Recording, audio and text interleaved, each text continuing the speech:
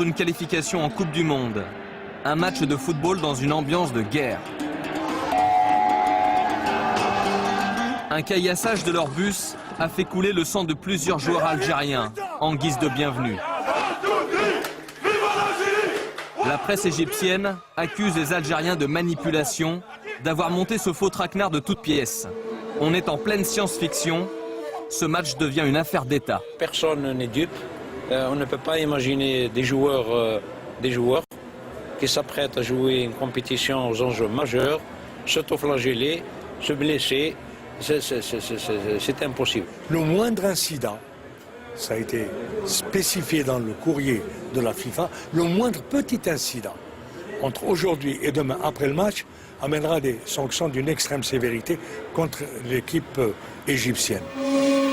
Liber Hotel devient un bunker inaccessible.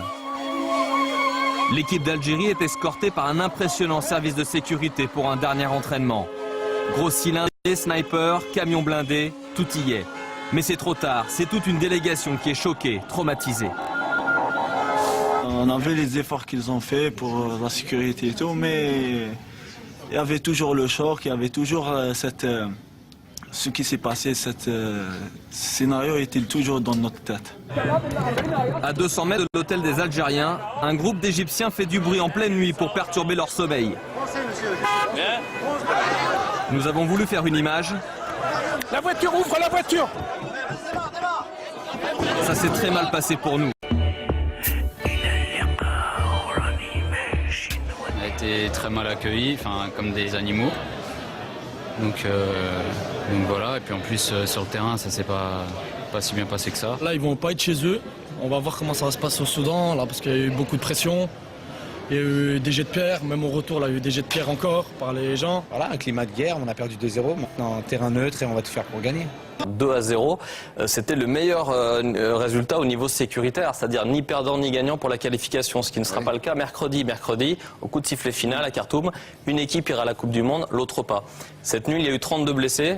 Dimanche prochain, à la même heure, on ne parlera peut-être pas de blessés, mais tout simplement peut-être de morts. Alors j'espère que la fédération soudanaise qui est en charge de la sécurité va bien prendre en considération que ce n'est pas un match comme les autres. En tout cas, nous, pendant 48 heures en Égypte, on n'a pas du tout eu, le sentiment de couvrir un événement de sport, mais plutôt un conflit de guerre. Et ça, c'est vraiment triste. C'est dommage d'en arriver à ça, Emmanuel, parce que c'est des ambiances quand même qui vont trop loin, qui débordent trop du cadre du foot et Il du faut sport. que la FIFA, justement, montre une extrême sévérité dans ses décisions, parce qu'on voit qu'il y a deux poids, deux mesures. Quand je me rappelle un peu l'incident qu'il y a eu après le match de l'Argentine, avec des propos de Maradona sur le terrain, et quand on a vu la réaction aussi vite et rapide et aussi sévère de la FIFA, j'aimerais bien les voir aussi rapidement. Alors justement, ça tombe bien, on n'avait pas prévu de numéro, mais on vient d'apprendre que Diego Maradona a été condamné pour 2 mois de suspension relative au football. Il n'a pas le droit de travailler sur le football pendant 2 mois et à 16 560 € d'amende suite aux propos donc, que vous évoquiez après ce fameux match.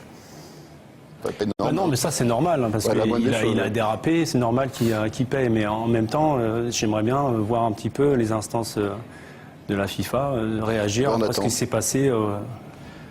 On attend leur réaction. Vous avez raison d'appuyer là-dessus parce que c'est tout à fait inadmissible.